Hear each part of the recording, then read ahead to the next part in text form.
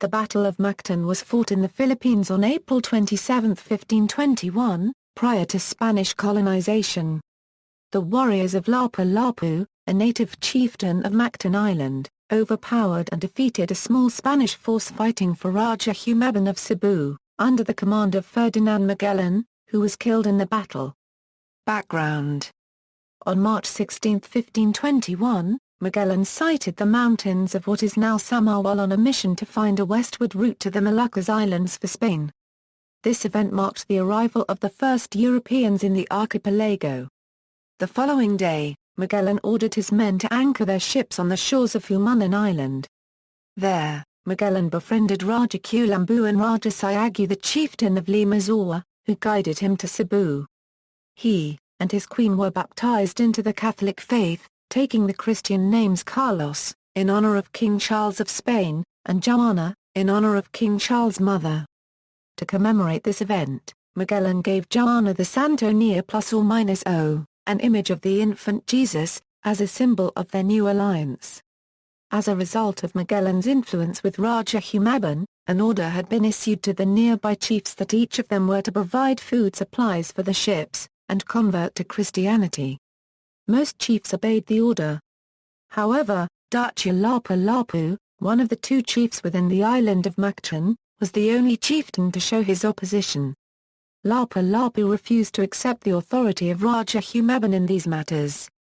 This opposition proved to be influential when Antonio Pigafetta, Magellan's voyage chronicler, writes: on Friday, April 26, Zula, the second chief of the island of Mactan, sent one of his sons to present 2 goats to the captain general, and to say that he would send him all that he had promised, but that he had not been able to send it to him because of the other chief Lapu-Lapu, who refused to obey the King of Spain. Rajah Humabon and Duchy Zula suggested that Magellan go to the island of Mactan and force his subject chieftain Duchy Lapu-Lapu to comply with his orders. Magellan saw an opportunity to strengthen the existing friendship ties with the ruler of the Visayan region and agreed to help him subdue the resistant Lapu-Lapu. Battle: according to the documents of Italian historian Antonio Pigafetta, Magellan tried to convince Lapu-Lapu to comply with Rajah Humabon's orders the night before the battle. At midnight, 60 of us set out armed with corselets and helmets, together with the Christian king, the prince, some of the chief men, and 20 or 30 balangae. A type of Filipino boat. We reached Mactan 3 hours before dawn. The captain did not wish to fight then, but sent a message to the natives to the effect that if they would obey the King of Spain, recognize the Christian king as their sovereign, and pay us our tribute, he would be their friend. But that if they wished otherwise, they should wait to see how our lances wounded.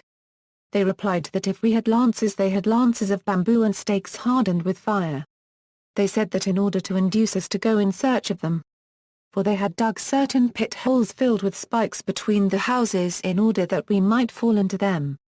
Pigafetta writes how Magellan deployed 49 armored men with swords, axes, shields, crossbows, and guns, and sailed for Mactan in the morning of April 28.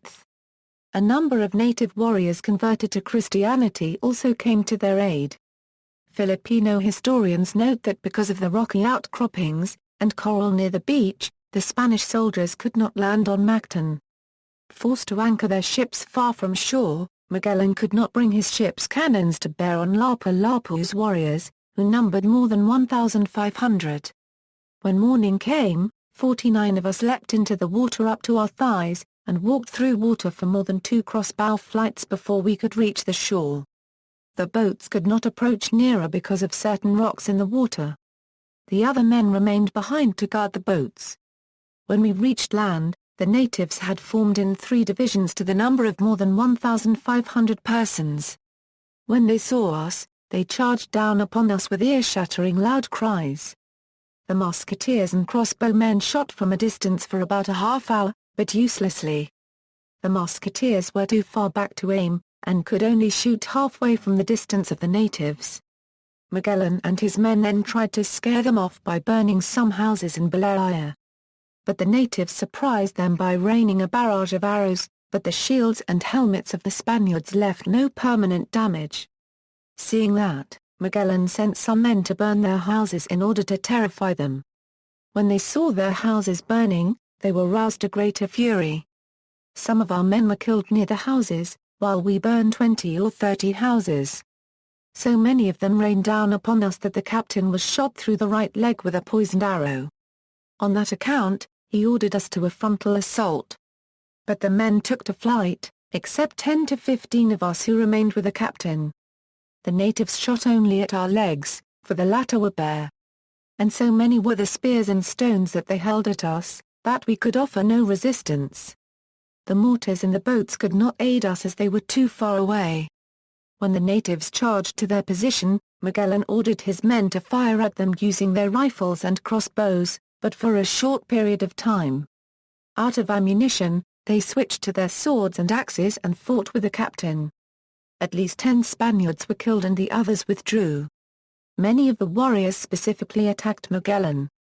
In the struggle, he was wounded in the arm with a spear and in the leg by a campilan.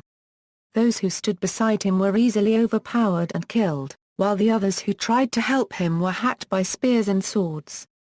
With this advantage, Lapu-Lapu's troops finally overwhelmed and killed Magellan. Pigayata and a few others managed to escape. Recognizing the captain, so many turned upon him that they knocked his helmet off his head twice. An Indian held a bamboo spear into the captain's face, but the latter immediately killed him with his lance, which he left in the Indian's body.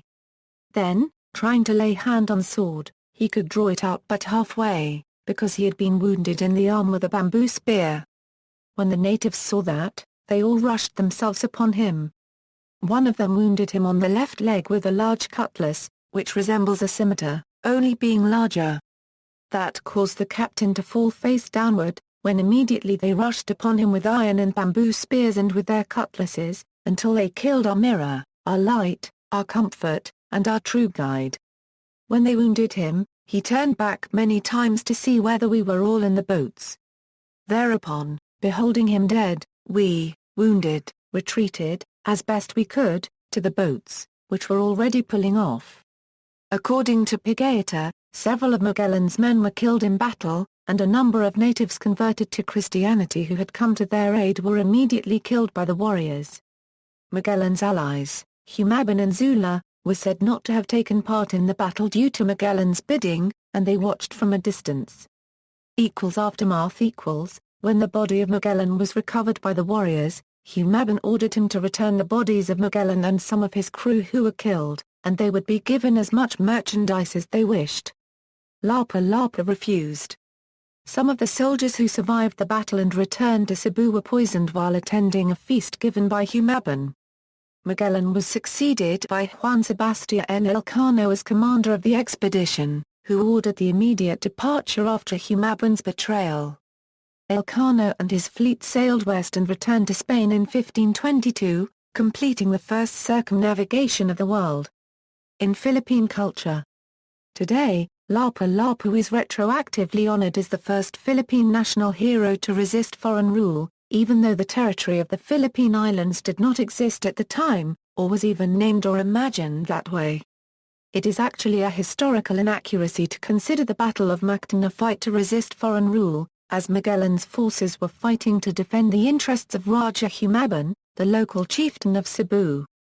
The Battle of Mactan was in fact one of many tribal wars common in the archipelago prior to the arrival of the Spanish, with the added component that a European force fought for one of the sides, and lost. Lapu-Lapu is remembered by a number of commemorations, statues on the island of Mactan and the Cebu provincial capital, a city bearing his name, and a local variety of red grouper fish.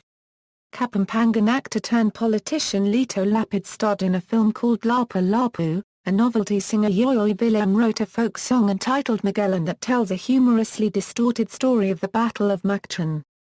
There is a spot in Mactan Island called the Mactan Shrine where the battle is reenacted during its anniversary. In the same shrine, next to the Lapu-Lapu statue, there is an obelisk erected in Magellan's honor by the Spanish colonial authorities and defaced shortly after the U.S. military occupation of the Philippines.